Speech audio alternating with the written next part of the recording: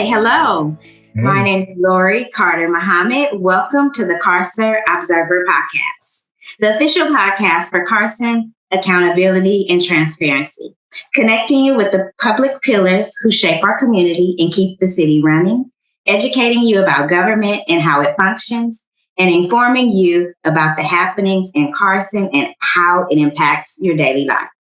Today, we are honored to have John Hollaway as our guest. Welcome, John. Yes. So, just to give you a little background about John, other than being a good friend of mine, earlier this year, John was nominated for our very first recipient of our Cy Mamoli Civic Excellence Award. This award recognizes all of his work, his great work in our Carson community. John is the owner of Legacy Garage Doors and the founder of what is the very popular Facebook group, Carson 411. Welcome, John. Thank you for being hey. with us. Well, it's a pleasure. I like to deflect because it's all about the community. But somebody had to get this thing started. So I'm happy I was chosen to do it. And every day is a new day. Every day I get revved up. Every day I'm trying to think of who I can bless and what we can do different and also what we can do to bring the community closer together. And it's happening. Yeah. All the community and the businesses that's getting involved as well. So I'm excited. Good. And you are the leader in that. So let's just go ahead and get started. Tell us a little about yourself. I know I gave a very small description, but tell us about yourself, who you are, what you do, and how Carson residents might know you. Well, I have to say this. I've come from Detroit, Michigan, about 1981. I don't know how old you were at the time, Lori, but you were like a little sister. My uncle called me at 1:30 in the morning. He said, "Hey, you want to leave Detroit and come to California?" I'm like, and within a week I was gone. I packed up and left, and it's been history. So coming from Detroit and a big family, it was a transition. But one thing I have to say from day one, going down to Delamo Park and meeting the McGee's, who are still my neighbors to this day, they kind of welcomed me into the Carson fold and introduced me to a lot of people. From that day, it just multiplied exponentially. But I started Delamo Park, and it's interesting because at that time, I think Lula was working at the park, which is our now mayor. So that was kind of funny to see her go from there to the mayor of the city of Carson. But Carson just embraced me from day one, I have to say. But I was really good in basketball, too. So they was like, "Oh, pick that guy from Detroit. He can play, and he had hops, and he can shoot, and all the things that go along with it." But I got to say then, it was, to me, it just takes me back to the day one. Carson has embraced me. So when they embrace me, so Carson 401, and we'll get into that later, it's like, it's my giving back to the city. Mm-hmm. So now they embrace me, now I'm embracing them. Yeah, that's awesome. And that is what's happening. The Facebook group has gone viral. I remember, us as friends when you created it and when it was an idea, and now right. To see that it spin off to what it has is it's awesome. And thank you. Other than saying kudos to you, as this award did and as this interview is hoping to do, we also want to say thank you. So for someone, we've brought it up already, the Carson 411 group, but for someone that's not familiar with the group, please explain to us a little bit about Carson 411, the history, why you decided to create it, and how long we've been active with it. Well, I have to say the idea had been implanted in me for a minute because I come from a neighborhood in Detroit where everybody knew the Holloways. Everybody, I knew people 10 blocks over, 20 blocks over, 30 blocks over, a mile or two over. Everybody, we were safe in all the different neighborhoods. When I got to Carson, even though it was so diversely segregated, you had the Filipinos, you had the Blacks, you had the whites, you had the Asians, you had the Hispanics, and so on. Everybody kind of stayed in their own little niche. So one of my goals is to bring all that diversity together and become one, and hashtag one Carson. So It was fun because I knew people in Scottsdale and Victoria Park and the Delamo, and then the over here by what they call the Patch area, or Centerview and Steve. So in the 90810, which everybody tends to forget about, over there by the President Streets. So my goal was, and my thought was, to bring everybody together and just get to know each other, as opposed to just being a virtual existence in somebody's life, or Facebook friend. So we wanted to put a face with a name and a voice with a face, and so we can see people. And like even when I go to the grocery store, people say, "Oh my God, I think that's John Hollaway," and I like it. It's it's like a little something, but it doesn't last long because the thing is, what I know is working, and that's what's most important. So 3 years ago, I said, you know what? Let me just be still and then put a pin in the map and say, okay, it's time to create Carson 411. And I have to say, you was my beginning. There was a few people that started off with me: Marcus McGee, my main man, my gatekeeper, who's one of the moderators, yourself, and Dr. Sharma came in a little bit later and added all the rules. She's so tedious and wordy, so she can write. Yeah, she's with us with Kat, and she's very valuable for that reason. Very valuable. That's my girl. She went in and set up all the rules and regulations, so when it pops up like that. So it was just an idea to bring the community together, but not just the community. It was important that the businesses owners like yourself at Juicy Juice give back. And from day one, you always gave back, to the group, and we can talk about that as well. But we have Ken's Ice Cream, we have El Charro Taco, we have Las Palmas Restaurants. We have a lot of companies that are reaching out and giving back to the community. So the goal was to not only do we meet people and bring each other together as one, but to bring the businesses to the fold as well. Not forgetting that our sheriff department is an important part of us. And so Captain Scheme, who's now commander, and I speak to him actually more than probably once or twice a month. And then Damian Jones, the new captain, we met for 2 hours about a month ago. And I can't forget Jennifer Stanza. She's always hands-on with the community and keep me abreast of what's going on. So it was an idea that was started off as a thought, and now it's a reality. And to be honest with you, we're having fun with it. And how long has it been? 3 years now. Mm-hmm. Yeah, 3 years. Mm-hmm. And guess what? We're approaching 8,000 people. And I remember we had one of our moderators a while ago. She said, "Oh my God, John, we're getting to 2,000 people. 200 people, and then we got to celebrate at 1,000, 2,000, and now we're up to 8,000, almost 8,000. We have 7,800 plus people. Now we do get people from around the world that knows about Carson 411. I get people in DC say we should do a DC 411, a Detroit 411, a Dallas 411. So that, and Wilmington and Torrance and Gardena. I got a guy in Russia who follows us. I got a guys over in Germany who follow us, in Dominican. So the name is spreading because people like the idea and the concept of bringing people together.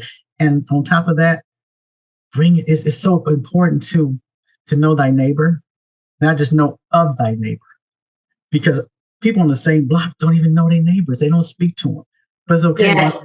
Yeah. So that's where we're going. And it's really, we got a grip on it now, and it's really going well.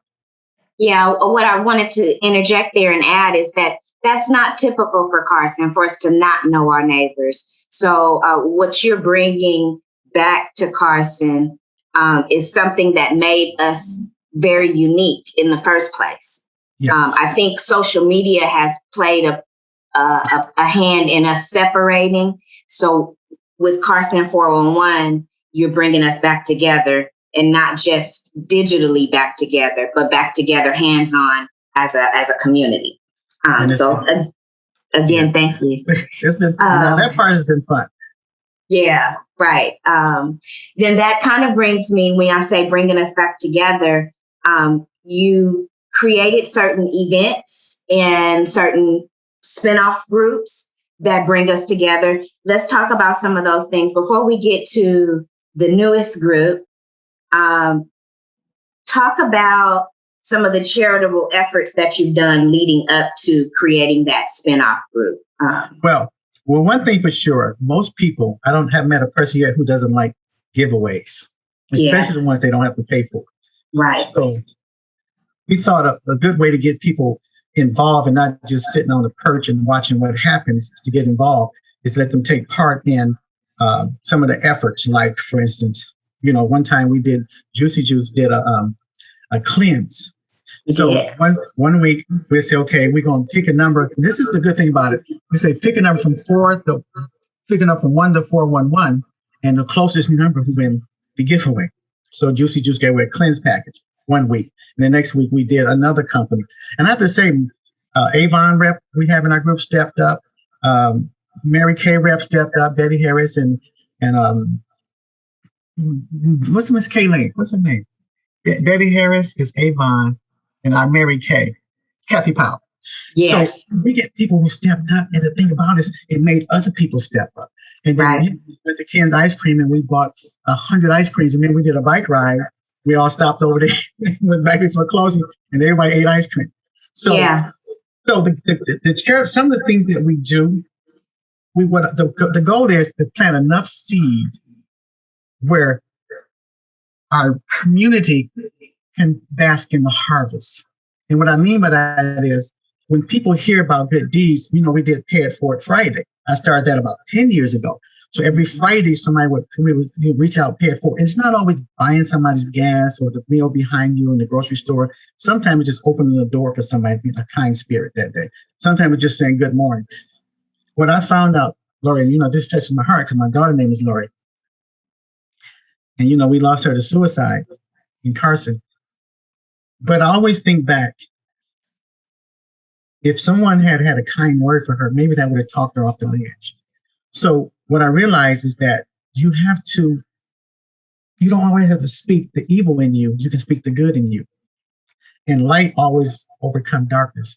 So that day when she decided to take her life, what if somebody had to say, took that one moment and say, you know what, do you need anything? I hear you. And that's what we have to do with our neighbors in Carson. Part of 411 is we need to be able to hear our neighbors without having a preloaded answer ready to go. Your gun's already loaded. Take your time and really listen to that person. And so part of the goal is to make sure we hear people as opposed to looking past people, because everybody has something to say of value. And you never know if that of value can be life-saving, like in my daughter's instance, and we don't always get those answers. Yeah, very true. Very true. And, my heart is with you and Lori's family, other family too. Yes. You mentioned the bike riding and going to Ken's Ice Cream for ice cream with all of our bike group that day. So tell me, that's the Sunset Riders you're referring to. That tell me about the Sunset Riders. What made you create it? And well, hold on. It wasn't made me create it. You was a part of it. So for the people that's listening, this is just me and Lori just rolling. She would roll my little red Cannondale bike, and I'd be on the bike, and we'd be rolling, and she's doing business while she's riding on the bike, and, like a mobile office per se on two wheels. So it was just me and her rolling solo. And then we started talking about it, and then we got a Dana and her family, her husband LB and the boys, and then Denisha, she came out with her and her daughter.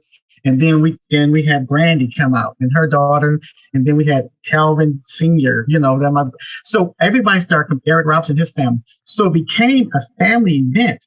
So it got so big. Charles Thomas was with us. It was so many people just joining up to people we didn't even expect. Then one day we get to Dominguez. We said we was meeting at certain neighborhoods. We got to Dominguez, and one day we looked, we said, oh my God, we got about 40 to 50 people. And I remember was taking pictures. And then I think it was you said, look what God has done. We brought all these people together. And we had people from 6 years old to 72 years old. And the youngest one was little Ingrid, who's just a sweetheart. And I remember one time it was her birthday. You remember this, Lori. And so I said, let's give the birthday girl. I gave her $20. And everybody looked at me and said, what about our child? What about my kid? I think I wound up giving out $20 to like 15 different kids that day before we went to get ice cream. So what I wanted to do too with the Sunset Riders was an opportunity for people to get out and burn some calories, get off the couch, exercise. Because it's easy to do nothing. We all know that.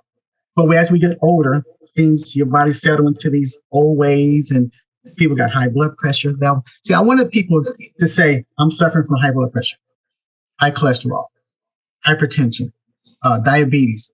Let's get out and exercise and try to get those numbers down. And we have had a lot of testimonies of people who lose weight and kissing. So it wasn't just about the ride. It was about the community in the ride. And it was about the camaraderie in the ride. And that's what is exciting. And we still ride to this day. COVID did knock us out the pocket because the distancing thing. But a few of us are back together and we're riding, and we actually still having fun. So this is a big event for me. So I set out to do 100 days straight riding my bike. went to Yes. DC to get my daughter into Howard, and I didn't have a bike. So I found bikes in the corner, and I got to download the app, and I rode 3 days in DC. That was 40, 45 days, somewhere around there. So now, as of yesterday, I'm at 142 straight days of riding. My goal was 100. Yeah. So to say that, that's about how many days I rode. But the fact that when you put your mind to something, you can do it. It doesn't matter what if you challenge. I mean, start here. It starts in your mind. That's the biggest fight you're ever going to have in anything you're dealing with in life. It starts up here.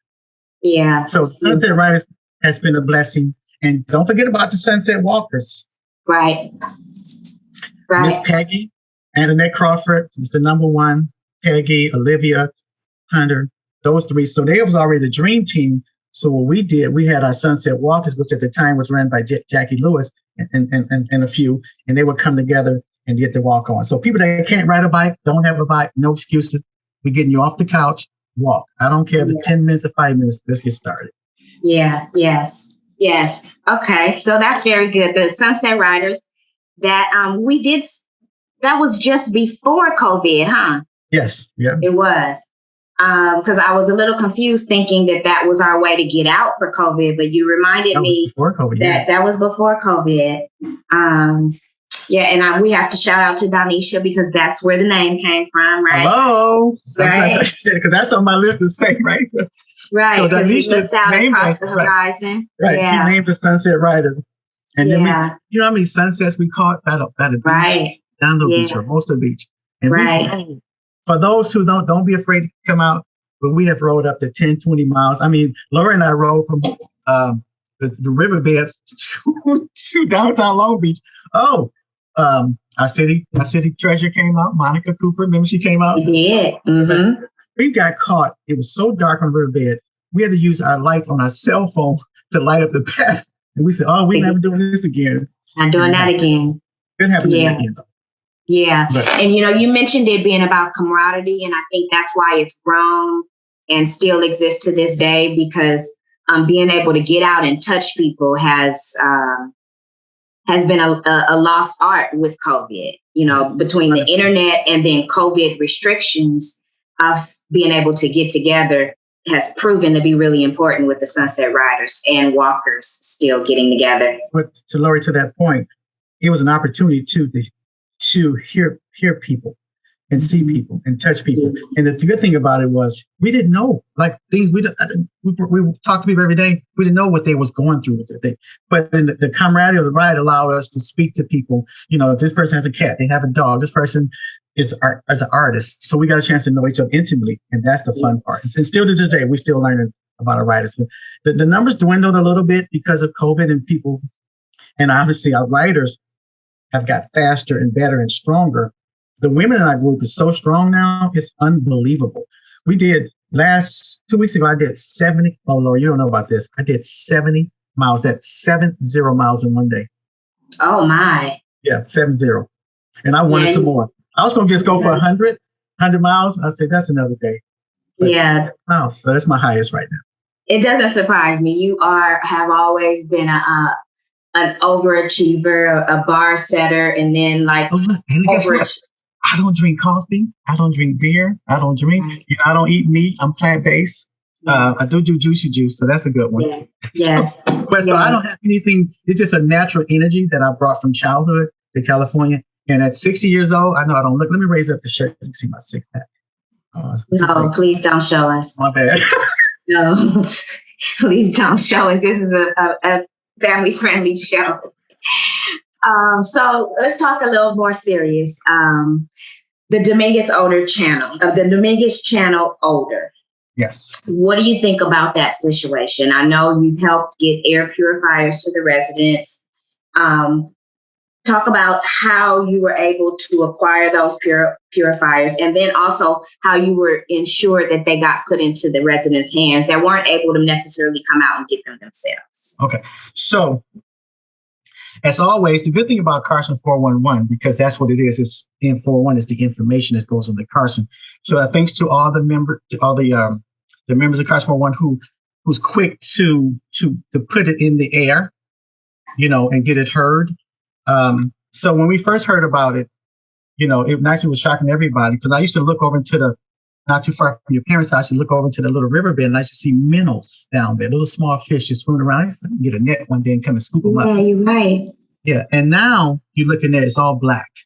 Yeah. So this progression of this illness of the riverbed has been happening for a while. Unfortunately, I think we still don't know the true reason why it happened. We don't know this dumping. We don't know this. We rode our bikes the other day through the canal behind Home Depot. Nice little short ride. And the stench was so strong. So I feel for everybody that's going through it because if the closer you are to the canal, it's that bad. I think what we decided to do is take the information. My goal was to get out in front of it. So from day one, I called the governor's office. They deflected. They sent me to Holly Mitchell's office. I left a message there. I never honestly called the local politicians. Juwan has always been hands-on councilman, so I have a great deal of respect for that. I can call him and he'll answer every time I call. That's how relationship we built a great relationship. But I know some things is out of the hands of the council and the mayor. So my goal was to stay out of that mess and focus on the solution.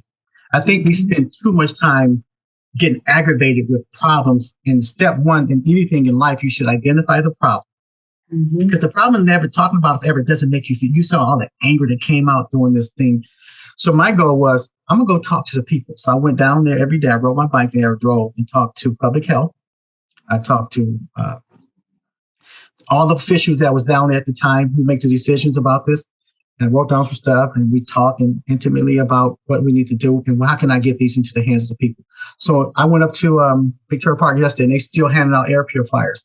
So the goal was to let them know I'm here for them. I walked the line and passed out T-shirts to the individual Carson 411. But most important was, and I got to admit, Brandy was out there. She took some money that she raised and bought air purifiers. Then I got calls from my seniors saying, Brandy gave my number saying that they didn't know how to work the purifiers. So I would go by there and set up the purifiers for them. And just every day go to 411 and say, hey, they still have air purifiers. The line is not long. Fill out this paperwork and stuff like that. So the main thing is just letting people know where and when to pick them up and how to get them. And then the city of Carson, I called them and they were very nice and they was passing on air purifiers. So the whole was get them into the house, but realize that's a temporary solution, and that's what's most important. So the goal was I stayed out of the mess on purpose about all the reasons why it happened and just focused on getting it into people's homes. And to do that was to go talk to them, post information and let them know what's how to get the air purifier. And if you need me, here's my direct number. I'll come by and help you set them up. So that was pretty much that.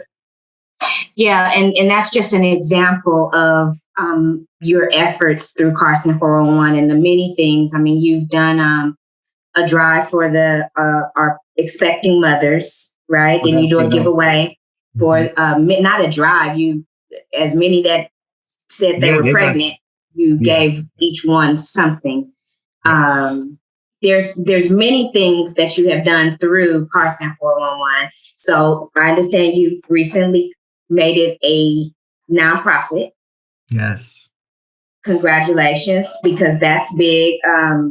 You've always had a giving spirit. I know we're going to sum up our interview here soon, but I can go back to the story that you tell everyone all the time. It is true. When I was, 6 and 7 years old, every time you would stop at my house, you would give me $5. Right. And you said it was your birthday twice a year.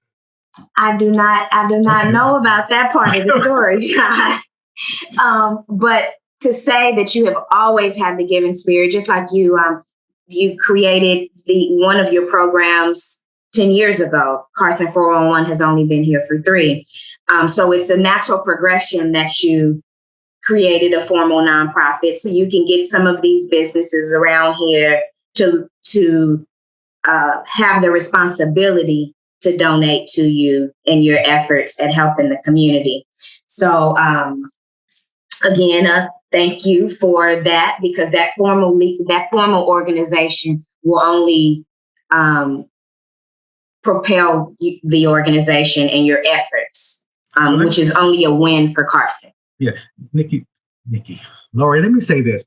So I got to give a shout out to Dana, Superintendent of Public Schools West, District West. Yes. had people say, "Oh, I'll do the 501c for you, but give me this kind of money. Give me this kind of money, right? Give me this money." Dana jumped on it, and within minutes, we was on the phone, had it done, sent it, all the paperwork in, and said, "John, this costs this amount of money," and I cash app her the money, or send this money, that money. She got it done. I had to give it to her. The sister got it done.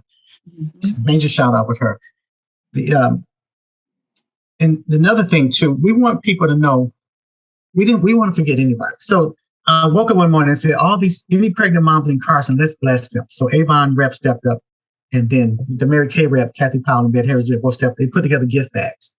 And then we had another company, people come in and start putting stuff in the gift bags. So that was special to me because some mothers, they couldn't get out. So I had to go drop them off on their front porch and keep going to the next pregnant mother.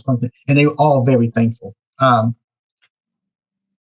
The Adopt a Child, which is what we're doing for this Christmas. We did the first time last year, and we hosted at Juicy Juice. So we set up these big toy boxes. So anybody know we're going to do it again.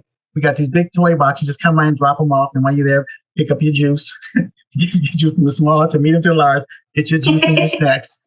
But the thing about it is, it's an opportunity to give back because we have to understand what we do today. We plant this good seed needs to germinate into our children so they become like we are when we get older. They don't take the bad with them that they learn, but they remember the good. So I always tell people that what we do in the community, we become a part of the kids' life resume. We got to give into their resume. Nobody puts on their resume, I was a thief, I was a murderer, I was this, I was that. It's all the good things. So we got to help this out, continue to plant seed. Our work today is that our kids harvest tomorrow. You get that? I don't know if you got that. I got that. Okay, so my mother, who was a 16-year pancreatic cancer survivor, we lost in 2018, which was amazing because that was a miracle to somebody to last that long, and was strong during the time. She wasn't a sickly person. They had in Detroit, her and her girlfriend, Miss Bennett, they had what's called Adopt a Child program, and this is crazy. They gave gifts to over 3,000 people every year. It was all over the news every year, and all the people came out. Tiny Lister would fly back, the late Tiny Lister from the movie, Tiny from Carson. Yeah. So to say that is to say that the giveaways bring people together. But some people, we got people that donate that want to be anonymous, and I can name names way up in the city of Carson that give money. We have bank managers who donate, want to be anonymous. A lot of business owners, some people just say, John, I just want to send the money. They know you're going to do the right thing with it. So every day I'm thinking about how do we give back to the community? Because it's so much work to do. But the work is happening, and that's what I'm excited about. So we're getting ready for Adopt a Child. Oh, good. We did 12 Days of Christmas. So the 12 Days of Christmas, we're going to start, and we're going to reach out to businesses a little different this year. We're going to say actual business to take one of the 12 days. And the 12th day of Christmas, we're going to give away a 50-inch TV to someone like that. So I deliver it with my little Santa hat on. I go out to the knock on the door and drop it off like we did last year. So that was the first year. Oh, don't forget the annual basketball game we played against the sheriff's department too. We did the first time, we beat them. So we're going to do it again probably next year when COVID bets up. So some of the charities, some of the events, they'll pull people together. Good. So a couple of things you noted that people may be able to help with. You're offering a toy drive again. This will be the second annual toy drive. You have an Adopt a Child coming up. Yes. And they can look forward to the basketball game, a second annual of that one. For those that are not already on Facebook or not already in the Facebook group, we want to encourage them to join. Yes. But for those that are not on Facebook, you do plan to put together a website where they can sew into you if they're not on Facebook. And that'll be a part of the 501c, the nonprofit, where we can have a website attached. So a lot of our seniors are not on Facebook. I'm not sure if your mom on Facebook or your dad. Right. You see what I'm saying? So we got to be able to reach them. But the best way to reach them is the child or the grandchild tell the grandparents or the mothers, this is what's happening with Carson 411. And they may never be a part of it. It ain't for everybody. Right. But the information is for everybody. Right. So And that's where that sense of community comes back, because if it's the child or the grandchild or the neighbor, we share the information exactly. Across all networks. Do you ever have a point where you need volunteers? Well, we can always use volunteers because I only can do so much leg work, especially trying to run a full-time business with a garage door business. I think that when we do adopt a child at Juicy Juice that day, when people come out, and I think that's an opportunity for people to come out and stay 30 minutes, an hour during that window of time. We'll start, sooner dropping the box off of there. People start filling them up. And I got to give a shout out to, I call them the Golden Girls, and you can tell their name better. But Ramona, take me through. Yes. Okay, name them. It's three of them, right? Yes. They don't know we call them the Golden Girls. I know, but that's so cute, though. The Golden Girls. Here the other day, dropped off 5 gift cards for Thanksgiving. What's the other mother's girlfriend? What's the other name? It's Karen. Yeah, Karen Avila.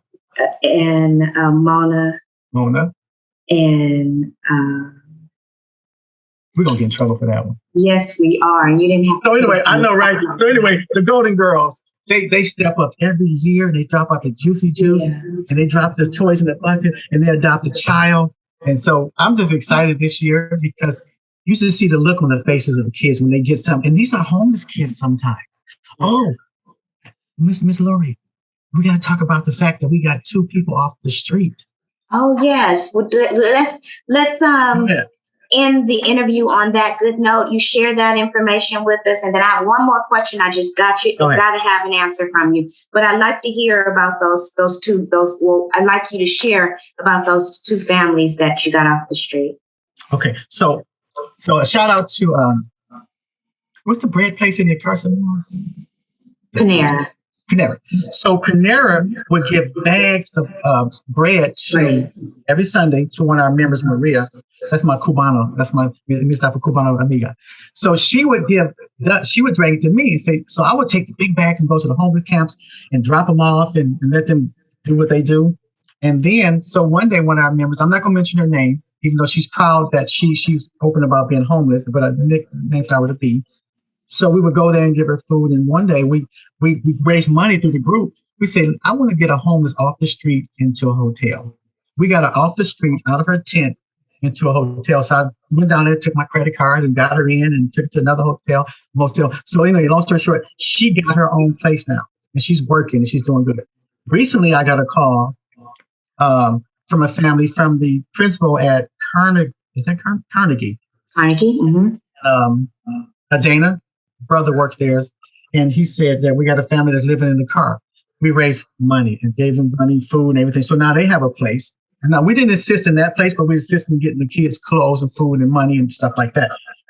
Then I got a call saying a young lady living in her car with 2 kids, 2 girls. And this name that was Jay. That was interesting because they were so sweet. And when I saw the little girl, I said, "Can you guys meet me at IHOP?" So I fed her and the 2 kids. I think one was 6 and one was 8. I fed her and the 2 kids. And then I say, if you want, you can come to my house and wash your clothes and you guys can wash up and shower. So I brought them home. And then they'll say, "Okay, Mr. John, thank you so much." And they would leave. And I'm like, they live in a parking lot, secure parking lot in downtown Long Beach. And they have to be in by 9. It was like 8:30. I said, "You know what? I got a guest room. You guys can just stay if you want to." And they were so excited. You can watch TV, sleep in the bed. And I have another master bed with 2 beds. And anyway, they slept in the bed, woke up refreshed in the morning. Actually, they overslept. And then I talked to Brandy. We went for a bike ride. Brandy Murdoch heard them. They met the girl and said, "Oh my God, I called my girlfriend over here and he called this girl and he called this girl." And guess what? She posted it. She told me to thank John Howard and Carson 401 because she has the keys to her own apartment. And when I say this, she's so thankful and so excited. And that's what we like when somebody's thankful. Yeah. That's important. That's awesome, John. You are indeed doing God's work. Thank you. Thank you. So before I let you go, I just have to know, what are some things that excite you about Carson? We both love Carson. Mm-hmm. You've made Carson home from Detroit, but what are some things that excite you about our city? Well, first of all, let me just say this. Living in Detroit in a neighborhood that's pretty much all of them look like me, until I went to private school, and then I saw a different side. But Carson was the first city I moved into that had such a diversity, and that was exciting. Yeah. The Labasans that went to Carson High School was my buddies, the family. I had Samoan friends. First time I ever met a Samoan. They don't have Samoans in Detroit. So the Samoans, I came very close to them. And one of my guys, Lee, used to be of the Booyah tribe. So I had the Hispanics. They like my brothers and sisters, you know what I'm saying? And my own people is my people, right? But I got a chance to enjoy the diversity of Carson. And that was so exciting to me because I didn't have to go to another country to meet Filipinos. I didn't have to go to another country to meet my neighbor's Japanese, my other neighbor's Nigerian, so it's the diversity that is so exciting. And then I graduated from Dominguez Hills with a 3.67 GPA, and it wasn't in basket weaving. It's a computer information systems. I was homecoming king up there. I was student of the month every month. So I put the work in, and I'm reaping the reward right now in the harvest. But I think it was just the diversity of Carson. And another thing, every little neighborhood has a park. In Detroit, we have one park for the dang in the whole city of Detroit. You got the Lamo Park, you got Dolphin Park, you got Callis, you got Carson, you got Centerview. I mean, y'all got Little Park. You got Stevenson Park. So we have all these, one of Scott Park. So every little city had a park, and I thought that was exciting as well. So Carson just had everything I wanted, and you have a Cal State University, Dominguez Hill, a campus where everybody, if you don't want a lot of excitement, but you want to go up there and send your kids to school without all the extra, you want to walk around the campus, it's beautiful. We got the Dignity Sports Complex. We have soccer here. So even though we still have so much room to grow, that's the exciting part. So once we get to that land over there and we can do some with it, some quality with their land, I think Carson's going to be a destination known throughout not just the country, but the world. I mean, the soccer stadium already gets an appeal, but we want people not to just come in and come out like IKEA. You shop, you don't visit the rest of the mall, you come to IKEA and you just leave. We want people to come to the city of Carson and spend money. So that's our goal. I mean, you think about it. If anybody that comes to IKEA, they need to know about Juicy Juice. Anybody go to soccer stadium, they can go down and get fresh juice because it's the only really daily fresh juice that's made in the city of Carson. So I'm excited by it because I can drink. Oh no, it's the real deal. And you 20 plus years strong? 20. So you started when you was 13? I appreciate okay. you valuing. Oh, wait. This is about you. Yes, our shirts. You spend time creating. White, Hispanic, Asian, Filipino, Black, Samoan, Carson.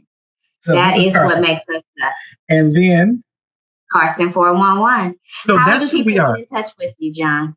Well, that's the easy part. I have no problem giving my direct number. It's 310-350-0809. So let me repeat it again.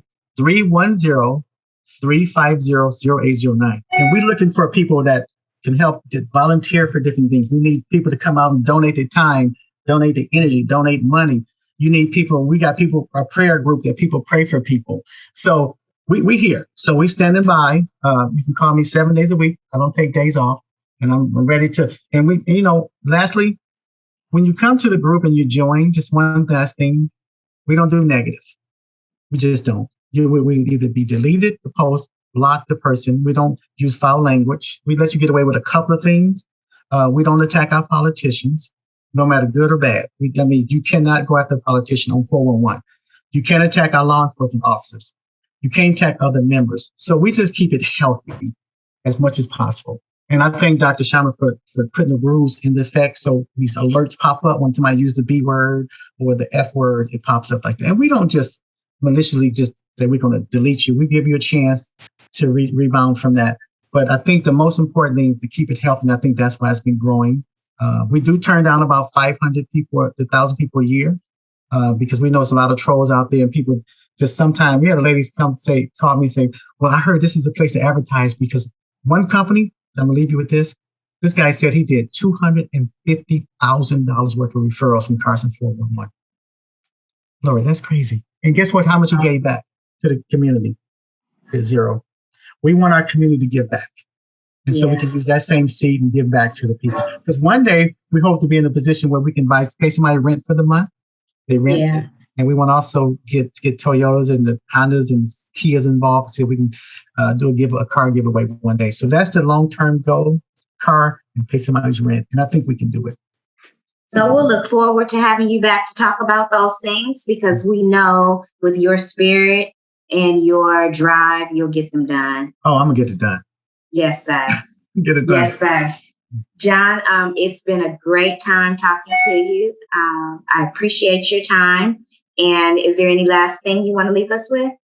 No, I think that, honestly, I think you guys covered everything. I'm just excited. I'm glad we had a chance to sit down and chat, because I think we just need more people to get off the sidelines and get involved. We are going to do next year.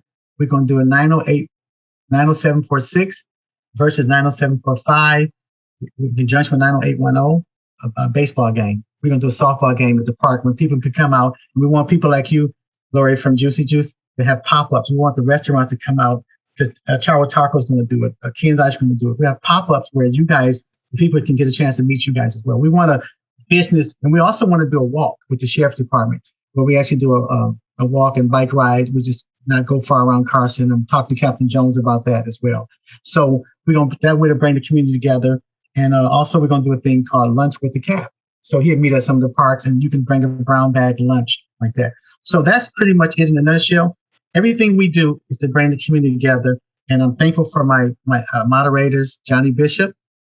He's a research guru, and Cassandra, who's she has the Real Foundation, a nonprofit, and she came. You remember last year, she came through big time. She backed up a U-Haul truck with hundreds of gifts in there, and so thankful for her, and also for Marcus McGee, my gatekeeper.